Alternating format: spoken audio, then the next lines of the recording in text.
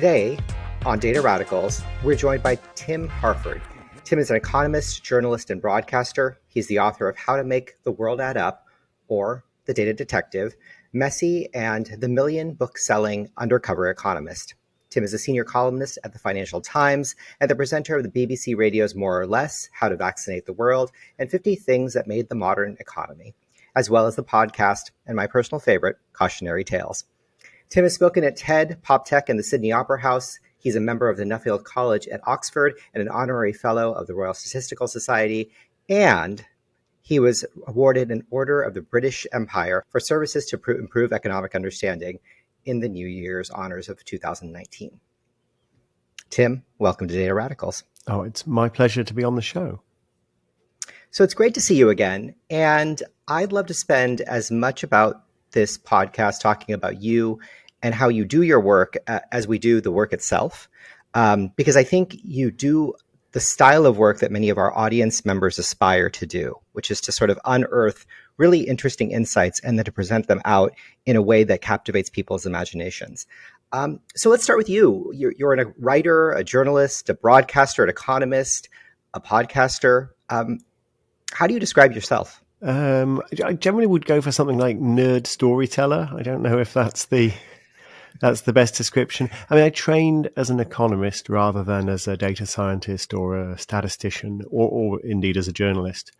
But I'm a communicator. I write, but I write in different media. So I write books. I've just finished my 10th book. I write newspaper columns and I write radio scripts. And then having written the radio scripts, I guess I also have to read the radio scripts into the microphone. So, I'm a radio guy and I'm a print guy, but I suppose, nerd storyteller covers most of it because I am pretty nerdy and I am fascinated by stories. And do you write all of your own scripts? I mean, for everything that you produce and are a part of, are you able to generate all of that content yourself? No, not everything. So I write all my columns, I write my books. Cautionary Tales is written with a colleague, very old friend of mine called Andrew Wright, and people will hear him credited at the end of each cautionary tale. And we pretty much split it up. So he will just write some of the scripts and I will write other scripts, and then we'll edit each other's scripts. So that's the division of labor there, which works pretty well. And then with More or Less, the BBC radio program, that's more complex because I will get chunks of script for items on the show from reporters, from producers, and they will be in very different states of repair. So some of them are very rough. Some of them are, depending on the experience of the reporter, some of them are not very good. Some of them are brilliant. Some of them are absolutely perfect. And you just work on them and try to get them into a consistent form with the More or Less voice. But that sometimes requires absolutely no effort from me at all. And sometimes I occasionally find myself thinking, I wish I'd written this right from the start because it would have been easier. But that's what working in a team is like. And part of the job there is, and part of the joy of it is to be able to work with people who produce work that you just think, I could never have done this myself. This is brilliant.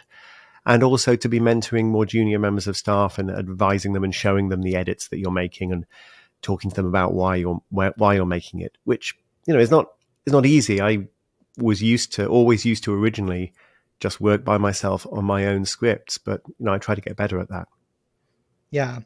Writing is obviously a craft, and you've certainly had the ability to practice that craft. As I looked through your work, one of the things that I really appreciated was how prolific you are and how many different stories you get. And it sounds like, can you tell us a little bit about the story acquisition process? Because I would imagine some of it you get directly, some of it's brought to you.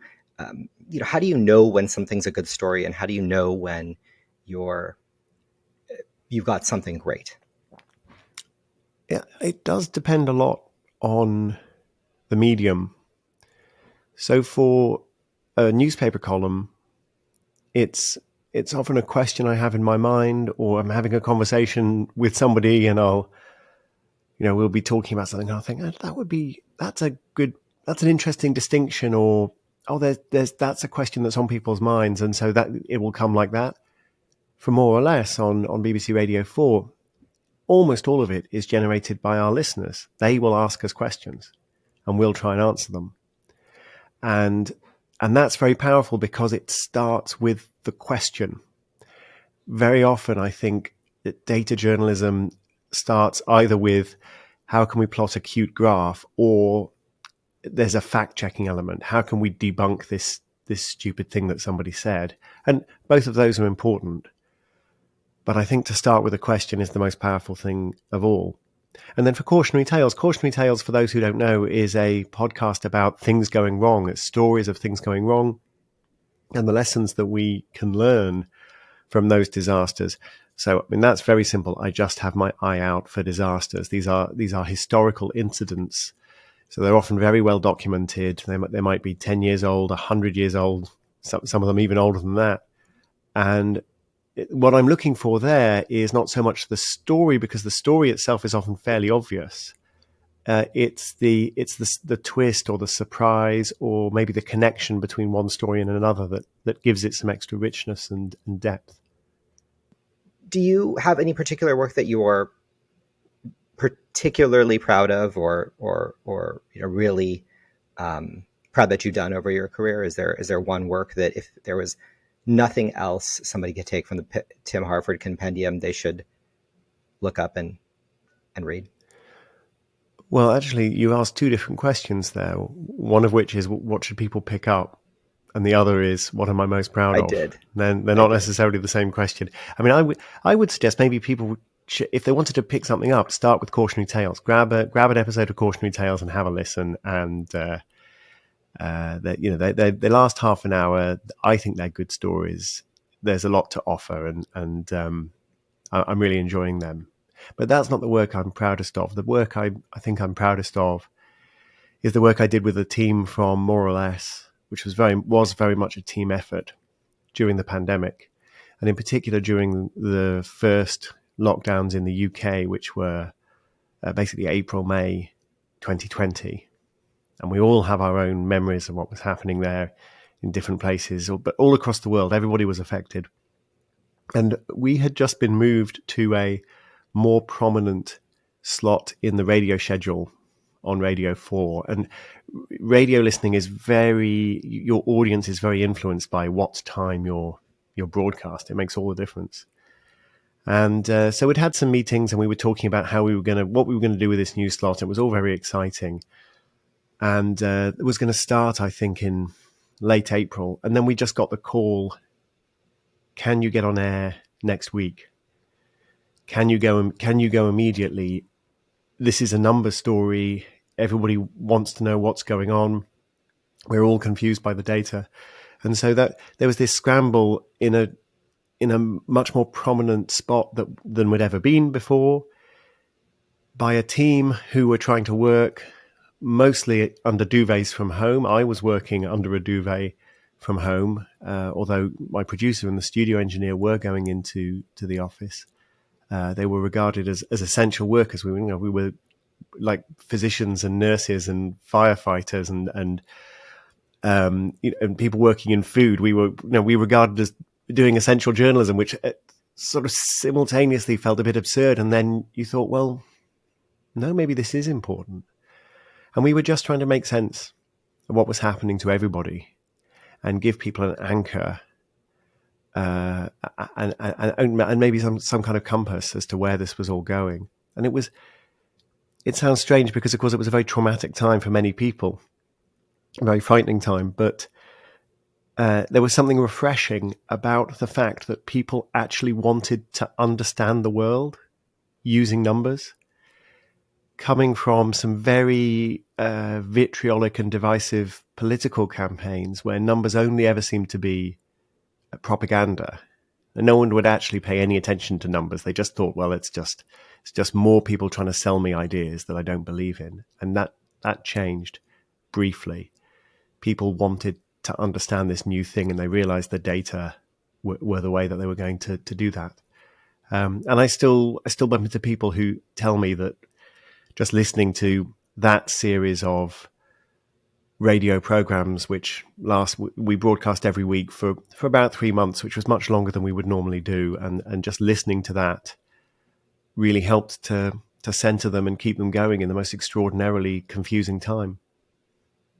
Right, because in those confusing times, people are looking for truth and some mooring. And this gave them facts over ideology or some, mythical explanation as to what was happening or why. Yeah, I mean, it's easy to forget now, but at the time, we didn't know the most basic things about this virus. In particular, we didn't know how dangerous it was. We didn't know how fast it spread. We didn't know who was most at risk. There was a theory out there that turned out to be wrong, but was not absurd, that maybe lots of people had already been exposed but hadn't had symptoms, so it was just like a cold. And therefore maybe it would all soon be over. And I think a lot of people embraced that theory because it felt like very good news.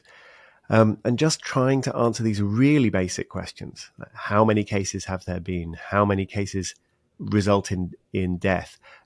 This long COVID thing that people are starting to talk about. How do you make sense of that? How do you make sense of that after 3 months? Because there isn't time to really get a feeling of what long COVID might even be.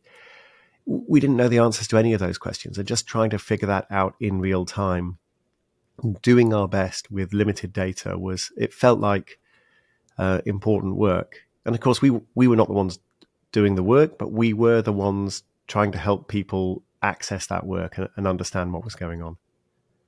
Yeah, this is such a great story because it's one of the things that makes me believe. So we have this podcast, Data Radicals, which is all about spreading data culture and how people are able to sort of proselytize, if you will, the religion of data inside of their companies. And if that's what they're trying to do, one of the things that struck me is that when people tell these stories about how they were able to drive change, often they're doing so in moments of crisis. It's not the sort of day-to-day report that reports the news that gets people to change and pay attention to data or change their habits. It often is these sort of pivotal moments where data is introduced at a time where people either didn't know that they wanted it or didn't know they could get it. Yeah. Is that something that you've seen in your reporting as well? No, I think that's right. And I think, but I think that that's a real shame. Because, of course, if the moment of crisis is the moment where you suddenly say, right, we need some data, then it's too late, really. I mean, in the case of the pandemic, most of the data that we would have wanted, there was no way we could have collected it anyway.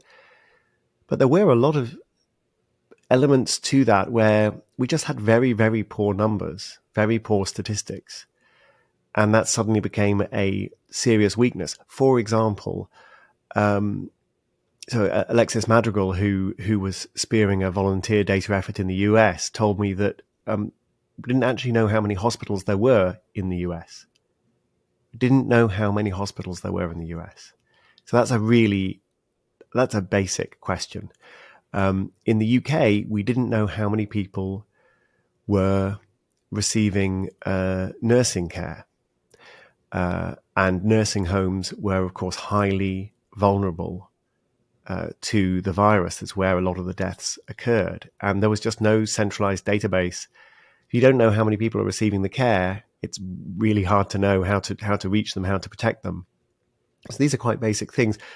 On the other hand, there are examples of really heroic efforts to gather the data in an awful hurry. So one of the ones that I describe in the Data Detective, I think in the paperback edition of the softcover edition of Data Detective, because because of the timing, was the recovery trial. So the recovery trial was set up in the UK, and the idea came on a bus journey across London, between a conversation between a couple of scientists on a bus journey in February 2020, saying, look at what's happening in Italy. You can see the TV footage coming out of Italy. We've seen the footage coming out of Wuhan.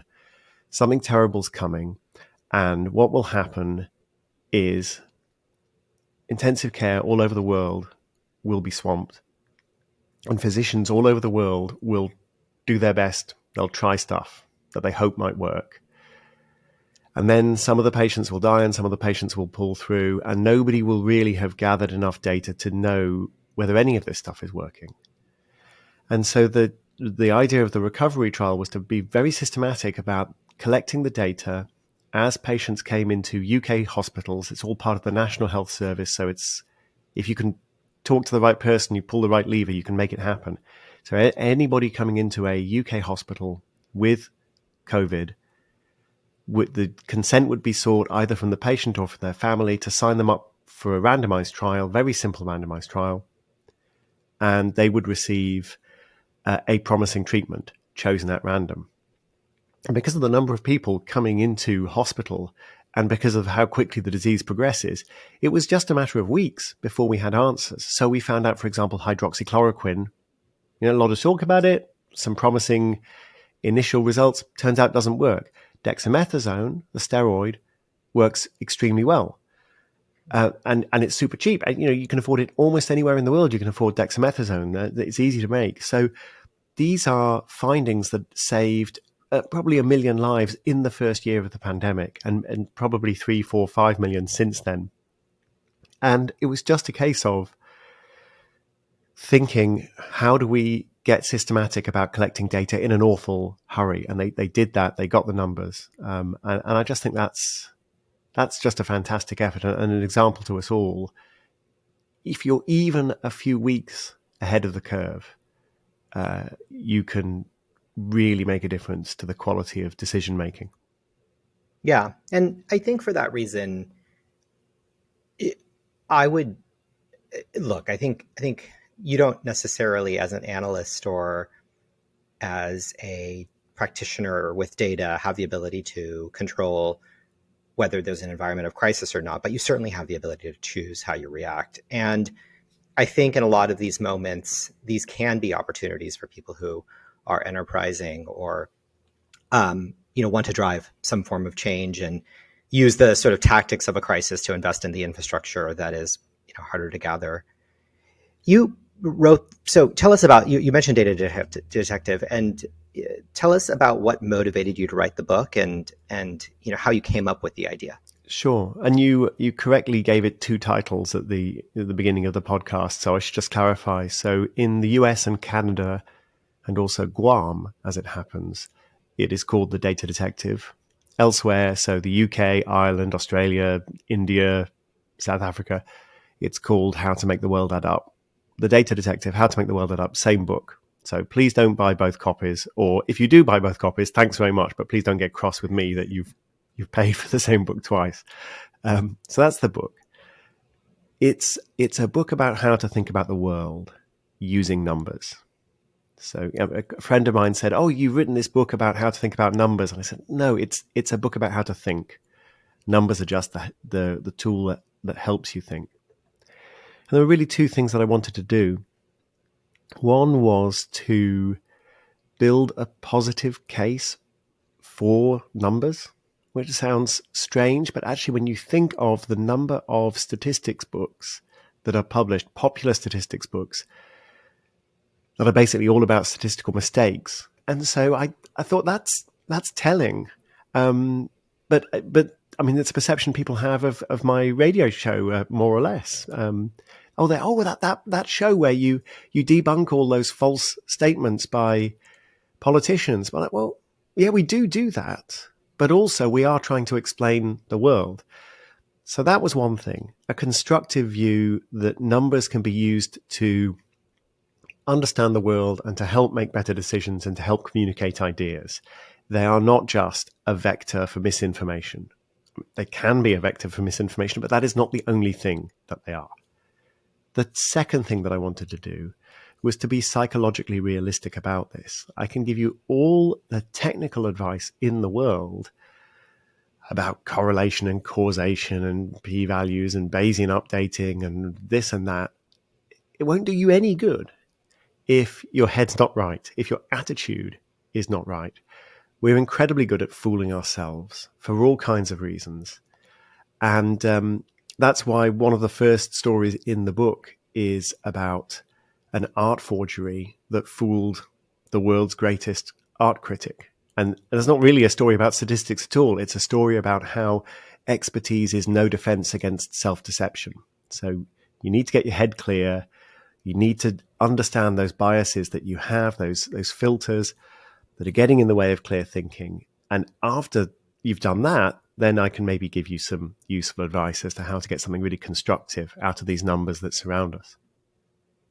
So the motivation was to spread the idea of numeracy. And I guess, what did you learn in that journey? What were the lessons that you took away? One you just mentioned, which was, of course, that you had to sort of remove your sort of ego or prior biases from the initial lens of looking at a problem. But what else? One of the things that really struck me was how much of the advice is actually not about the numbers. It's about the stuff that surrounds the numbers. So, I mean, you could put this under the overall heading of context, if you like. But so things like useful comparisons. So is the number, how does this number compare to some other number that we understand? If I'm saying, oh, that the deficit is whatever, $1 trillion or whatever, that doesn't help to say that the deficit's $1 trillion. What I need to know is things like, what's the deficit relative to what it was last year or 5 years ago? What's the deficit relative to, say, the total size of the economy? And what about other deficits in other countries relative to their economy? Or maybe, what's the deficit relative to all government spending? Or maybe, what's the deficit per person? You could just tell it to me in dollars per person in the country. So these are all different ways to provide some context for this number that doesn't really make any sense. So useful comparisons, that's one bit of context. Simple things like, is the number going up or down? That's important. What's the source of the number? That's important. But then one piece of advice that I think I would really emphasize to people who are already quite comfortable with numbers,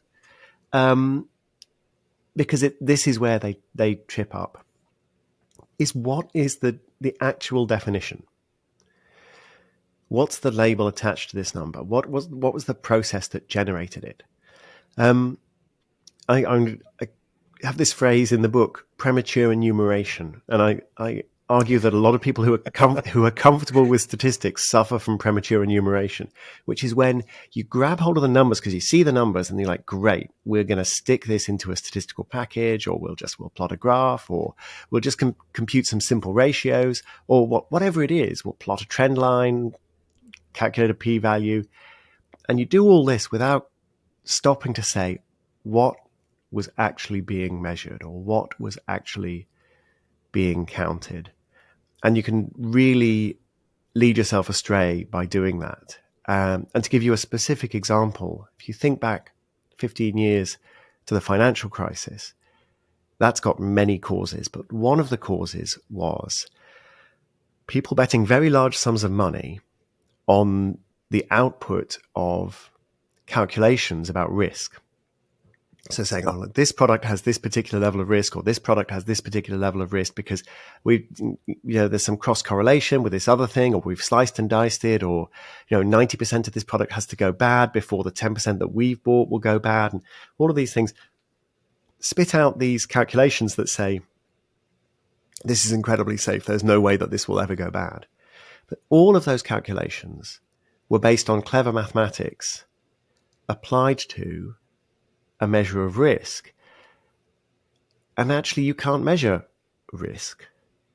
You can measure other things. You can measure, for example, historical variability. That's fine, but that's not risk. It's not possible. It's just not possible to measure future risk. All you can do is measure some proxy. And so what was happening was huge bets on the basis of what looked like very solid calculations, but in the end, the whole thing was just built on quicksand, because those initial numbers that were purporting to measure risk never measured risk, because you can't measure risk. They measured something else, and everything that came afterwards was basically logically fallacious. You couldn't rely on it. And And there you go. Magic up one financial crisis. And it's all because people didn't ask, where did those initial numbers actually come from and what did they actually mean? So this is a little hard and maybe discouraging because, you're telling me that, first of all, I've got to get my ego out of the way, which means, for people who are hearing that they have to take their experience, which is their learned lifetime accumulated knowledge about the world. And, they have to sort of sublimate that. And then Well, we I also would say had they have pushed to. the, Sorry, but they have to use that. That your experience should tell you that actually there are lots of ways in which you can be wrong.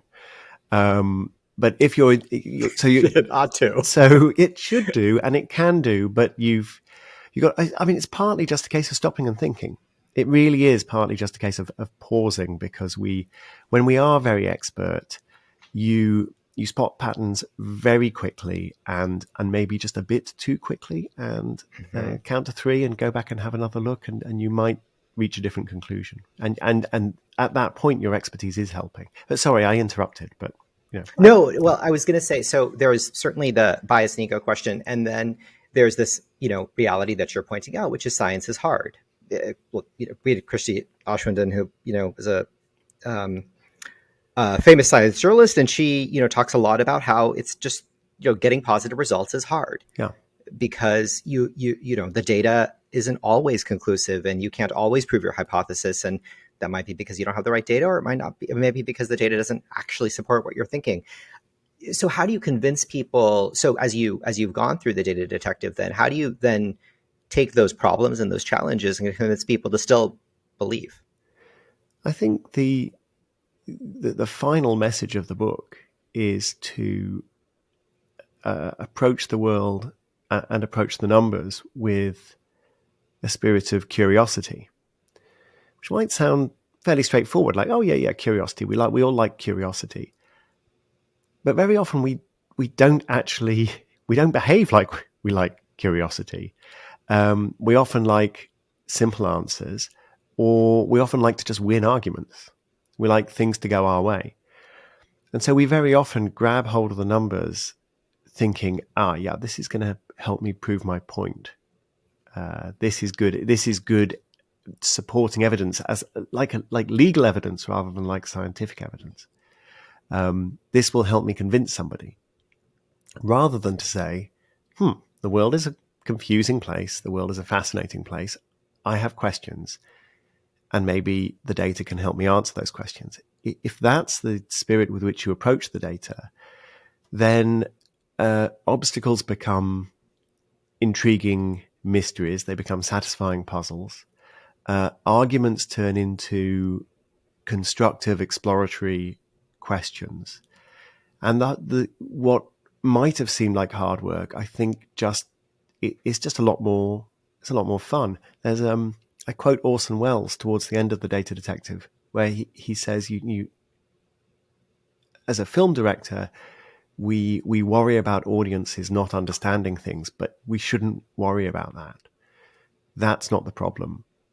The problem is to get them interested. If they're interested, they'll understand anything." Hmm. And so that when we're looking at these complex questions, the problem is to interest ourselves. Can you actually summon the curiosity to go, I don't actually understand this. I want to know the answer. If you have that spirit, then the rest of what you describe as hard work, I mean, yeah, it's hard work in a way, but it's satisfying work as well. And I think that keeps people going. Do you have recommendations or practices around fostering that sense of curiosity? I mean, in the simplest setting, so we have an executive staff that runs the business, and often people come into the room and there's some problem that's agendized on the table that we're all there to solve, and everybody's got views and issues and ideas and solutions, and often the best answers come when you have a spirit of curiosity, but it's hard to get there because of that ego and that agenda and that bias that you come up with. Are there practices that you can recommend where you can foster that spirit either amongst groups or individuals? Yeah, I hope so. So, I mean, when you're communicating an idea, I think the way to foster a spirit of curiosity is to tell a story. Then people want to know what happens next. If you're trying to communicate, say, something about climate change, rather than starting with, the science, whatever that means, or some very scary message, maybe tell a story about a scientist making some discovery or having some question. That I think can be a much more compelling way to get people interested in what would otherwise be this. It's a very fraud loaded subject. That's one possible. If your aim is to communicate, that the storytelling mode is a good one to awaken curiosity. Another mode is to ask questions, and to ask genuine questions, questions to which you think you don't know the answer, or you might not know the answer. And if you're asking genuine questions of other people, you're treating them with respect. They may realize they don't know the answer to their own questions, which tends to diffuse conflict. Or maybe they do know the answer to the question, in which case you're going to get smarter. So that question asking is another useful mode. And one final idea I would suggest is just ideas from design thinking. So rather than fixating on the first solution, to say, okay, let's generate parallel solutions. Let's generate a second solution and a third solution. I mean, I'm not a design expert. There are lots of good books on this subject, but that's a fourth way to help generate this sort of parallel thinking and lots of different ideas, and getting people curious and exploring rather than converging too early. Yeah, these are all super interesting practices. It reminds me a little bit of a, especially in the group setting, it reminds me a little bit of a customer meeting I once had. We were going to a rail company in the Midwest, and they started every single meeting, even the ones in the office conference rooms, with, we're going to do a safety check in this meeting, and we're going to look around and see if there's any pinch points, and then we're going to look around and see if there are fall hazards. And we're like, and I looked around, and this is quite unusual because we're just in an office building, not in a rail yard. And so it almost seemed, at the time, it seemed a little ridiculous, but it clearly was a culture setting moment. Yeah. for them. And in this environment, I've often thought, how can we do that without feeling like making people feel like this is some hokey, odd place. But having that set of rules, or having that intention, or setting that intention, seems like a really strong way, and remembering these rules in some way. Yeah, I love that. And it reminds me of years ago, I visited a nuclear power station because I was trying to figure out whether there was anything we could learn from safety in nuclear power stations that could teach us about safety in the financial system. There's this idea that these are, I know it sounds strange, but these are very complex. These are tightly coupled systems. There are some parallels that are potentially useful. And I was, I had a sandwich lunch or we were going to have a sandwich lunch with the head of safety, and took off my trainers and put on these steel-capped boots to go and visit the turbine hall. And then the lady came in with a trolley with sandwiches and tea and coffee, and so she's the catering staff, and I'm talking to the head of safety. And the first thing she did, she stopped the trolley and she pointed at my running shoes, and she said, "That's a tripping hazard." And she didn't talk to me. She was talking to the director of safety at the power plant, and said, "That's a tripping hazard. They need to be moved immediately." And I thought, oh, okay. These guys are actually serious about safety. And from the point of view of curiosity, I mean, it's not the same thing, but what are the practices that you can have regularly that remind people? So those practices are, we always think about safety. We're always looking for hazards. We work as a team together to spot problems. So what are the practices that with a group of analysts you can say, remind people we're always curious, we're always asking questions, we don't want to converge on the wrong answer without exploring other possibilities. So what are the practices that we can have together that remind people that it's a safe space to raise those questions? So yeah, I love it. I love it. Yeah, and I think it extends to, and I think this is what the brilliance of that setting was, which was that it extends not just to the people doing the analytical work, but to everybody because it's the core of what they do. And in so many information enterprises, whether it's a bank or um, a technology company or the like, I mean, you have similar dynamics at play where you're assembling knowledge workers to do something that's there's no deterministically right answer. This idea of, because I do think there's a lot of books, and yours is a great one in particular, that sort of convince people and teach people how to think. And it's not always, to your point about p-values and conditional probabilities and distributions, but rather about just being calm in the face of information. But then there's the organizational dynamics that really make it hard in a group setting Yeah. to foster that religion. And so Yeah, and would love to that's be a one of the things that I do find fascinating about the recovery trial, the fact that they managed to get a whole organization to buy in at least enough to make it happen. And they didn't have to get every doctor and every nurse in the National Health Service to make, to constantly pay attention to the data, but they managed to persuade them to, install the system and use the system enough to get the data that we needed. And that saved millions of lives. Like, it Yeah, matters. and convincing people. I mean, you would think, oh, that's so obvious to do. Like, we're in an emergency setting, so let's just convince these people to gather some data because it'll help us. But while they're fighting this war, probably any change was quite hard to do. Yeah, And the people are always busy, but they've never been busier. But they managed to do it, and it really did make a difference. yeah, for sure. So, now, I'd love to go back to one of your earliest works because it's the one that sort of, I think in some sense launched your. I think it is. Maybe it wasn't, but you can tell me about your um, history, which is the undercover economist. And you've often referred to yourself as an undercover economist. And I think economics is certainly interesting. Our first episode was with David Epstein, and he talked, or at least one of our first episodes, and he talked about how he always has this book Range, and he talks about being a generalist, and Yeah, it's a great book. said Great very book. very few disciplines prepare you for this range. In fact, all the specialized knowledge mostly gets forgotten in his telling, except for economics. Which I love to hear because I had economic training as well. Yeah. Tell us It's about possibly that. slightly flattering to us economists, isn't it? But I love it. It's how we like to think of ourselves. There's this classic Keynes essay, which is actually an obituary of Alfred Marshall.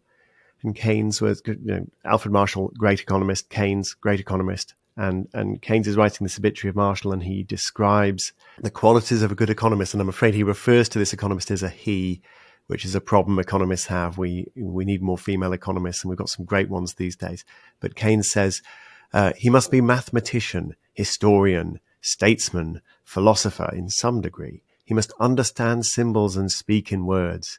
He must contemplate the particular in terms of the general, and touch abstract and concrete in the same flight of thought. No part of man's nature or his institutions must lie entirely outside his regard.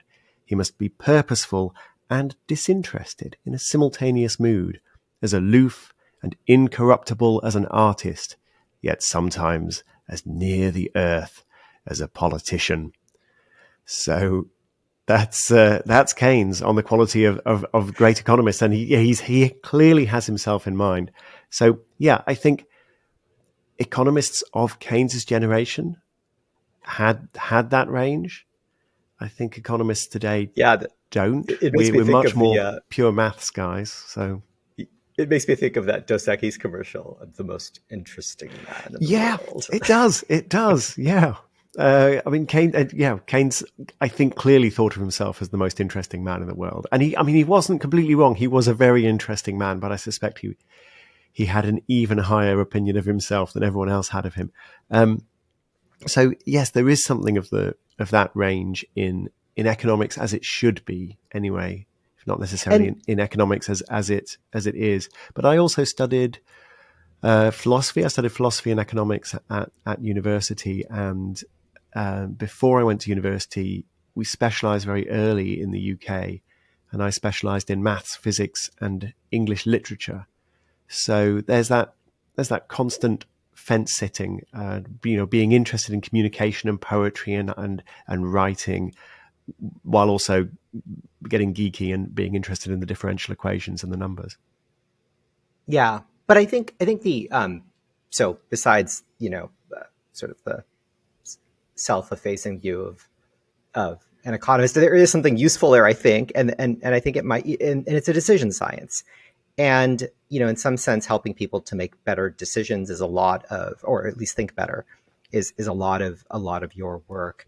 Um, Tell us about this idea of being an undercover economist. What's the Yeah. ethos of that? Because you often do describe yourself that way, and I think Yeah. it's a really helpful way for people to, maybe that description of how you think about yourself is also a way in which many people might want to think about themselves. So I think great to hear it.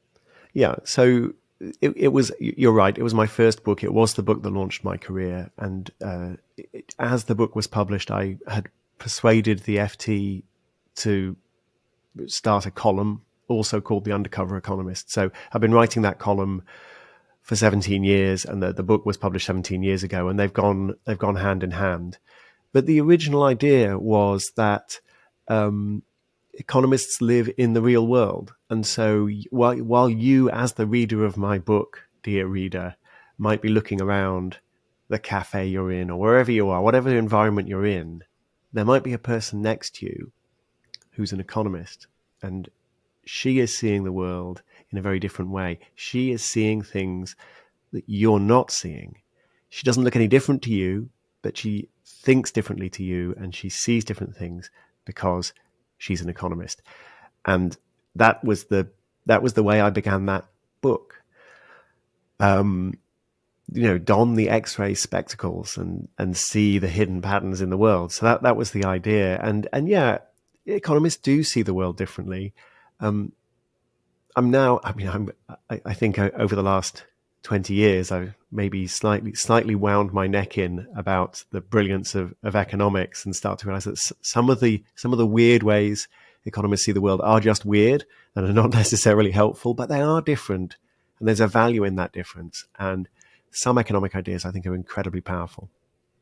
Yeah, I think so too. And it's a really romantic way of defining a profession that I think is more and more useful in a world that's super complex. So super exciting and thoughtful. And what a great conversation. What a great pleasure to have you on the show. I think our audience will really enjoy it. So thank you for taking the time. Oh, it's my pleasure. It's very kind of you to have invited me. I'm glad we've been waiting a while to do this. I'm glad we're finally able to do it.